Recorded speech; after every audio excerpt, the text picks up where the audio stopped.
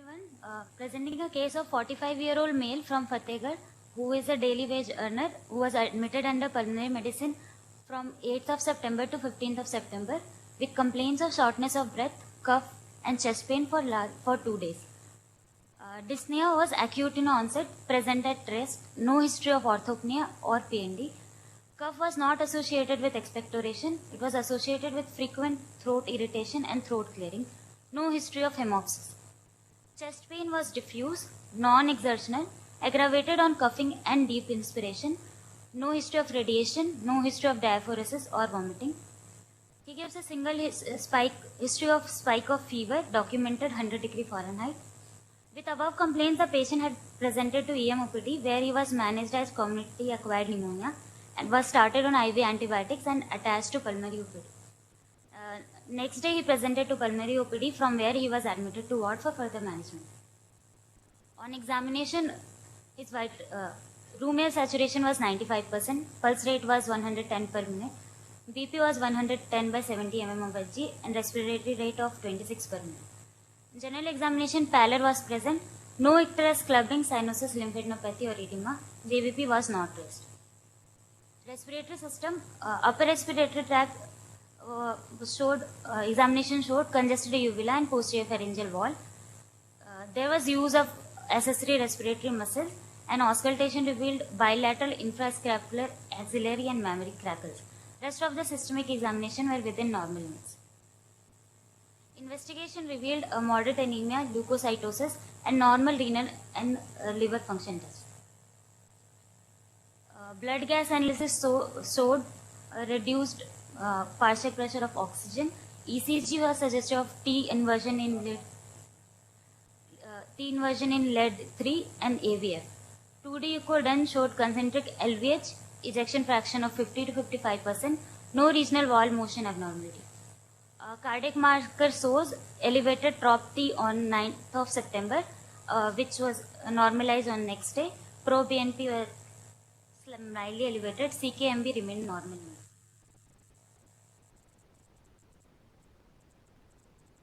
Radiology, chest X-ray showed bilateral areas of patchy consolidation, mostly on the lower zones, with obscuration of right and left heart margins.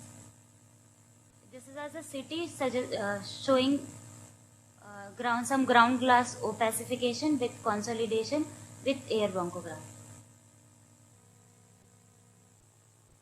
Course and management: 45-year-old male, reformed smoker from last 15 years with no prior comorbidity, had presented with shortness of breath, dry cough and chest pain. On revisiting history, patient reported aspiration of diesel while blowing into the engine. On examination, he was tachypneic with crackles in bilateral lung field. Radiology was revealed patchy areas of consolidation with ground glass opacity along with air bronchogram. So, in view of history of aspiration, a possibility of chemical pneumonitis with query lipoid pneumonia was kept. During the stay, patient had worsening hypoxia and was managed with Venturi mask. He was also given IV antibiotics empirically in view of fever spike and leukocytosis. Patient was managed with these supportive measures and he improved. BAL was done to look for lipid-laden macrophages to confirm lipoid pneumonia. Patient was discharged after the condition improved. I would like to call Dr. Sangamitra for discussing the cytological.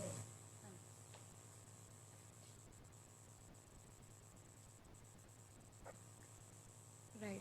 So we received bowel fluid of this patient. So here is a GIMSA stain where we can see there are much degenerated cells, but there are also many dispersed macrophages and clumps of them as well.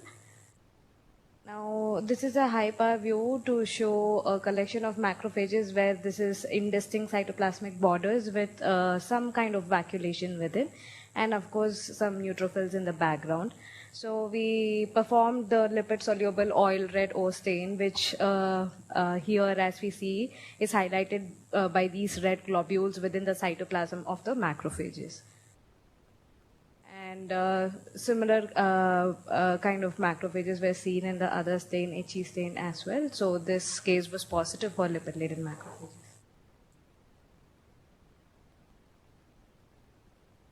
We'll be discussing about lipoid pneumonia. It is a rare form of lung disease caused due to inhalation of aspiration of lipid-containing products. Risk factor includes occupational exposure, can be seen in fire eaters. Diesel, it is also called diesel siphoner's lung. Extremes of age is also an risk factor. Anatomical or functional alteration which leads to aspiration, example GERD, hiatus hernia, achalasia, or other neurological problems. Vaping. Implicated agents are oil-based laxatives, olive oil, cod liver oil, paraffin oil, nasal instillation of oily products, petroleum, tetrahydrocannabinol and vitamin E acetate in vaping, spray paint, and diesel fuel. Based on the source, there are two types, exogenous and endogenous. Exogenous can be classified into acute or chronic. Development of parenchymal abnormality is dependent on type, amount, frequency, and duration of length of time as of inhaled products. Pathophysiology of exogenous lipoid pneumonia. After exposure, acute or chronic inhalation or aspiration of oily product, depending on the type of reaction the oil produces, there can be mild to minimal inflammation leading to intraalveolar oil coalesce and formation of nodule or mass known as paraffinoma, or there can be severe inflammatory reaction leading to focal edema and intraalveolar hemorrhage. That oil may later remain in alveolar space or get lies in phagocytosed, forming granulomatous reaction and fibrosis. Endogenous lipoid pneumonia is also known as cholesterol pneumonia or golden pneumonia, which is a type of obstructive pneumonitis usually associated with proximal obstructive lesions. It is seen in due to necrotic tissue after radio or chemotherapy with lipid storage disorders and hyperlipidemia. Its pathogenesis is unclear but is thought to be due to damage to alveolar epithelial cells and active secretion after bronchial obstruction, and which leads to formation of excessive endogenous cholesterol, degeneration and release, which later cause accumulation of foamy cells in alveolar cavity or alveolar wall. Clinical features: acute presents as cough, dyspnea, low-grade fever, chest pain. Chronic presents are mostly asymptomatic and are incidentally detected. Some may have cough, they are mostly dry cough but sometimes can be productive, and dyspnea. Diagnosis is based on history, compatible CT or BAL and biopsy findings. Acuity of illness plus temporal relationship makes the diagnosis easier in acute exogenous lipoid pneumonia. As the symptoms are very non-specific and non-specific radiological findings, this disease can mimic many other lung diseases. Physical examination of chest can be completely normal or may present as dullness to percussion or on auscultation can present with crackles, wheeze or rhonchi. Radiological findings are protein and non-specific. Most characteristic but not pathognomic is bilateral lower lobe consolidation with areas of fat attenuation with Houseful units of less than -30. HRCT findings which have been seen in all the case reports most commonly are bilateral abnormalities, airspace consolidation, ground glass attenuation and airspace nodules. The radiological findings can manifest within 30 minutes of aspiration of inhalation, but usually takes 24 hours to develop. Typically ground glass or consolidated pattern, bilateral and segmental, and predominantly involve middle or lower zones. Acute radiological manifestation resolve over time, and the time taken for resolution is variable from 2 to 8 weeks. This is the pictures taken from different case reports. The first picture is showing ground glass opacity in patient with single episode of mineral oil aspiration. Second one is showing crazy paving pattern after large volume aspiration of mineral oil. Chronic exogenous also has similar radiological findings, but radiological manifestation typically remains stable, most likely due to permanent changes like fibrosis. This is a picture showing showing irregular mass-like opacity with fat attenuation in the middle. Bilateral consolidative changes with ground glass opacities seen in one patient with history of chronic aspiration of Vaseline. Endogenous, the difference in endogenous is accumulation of lipid-rich cellular debris does not manifest as lipid-containing opacity in endogenous cases.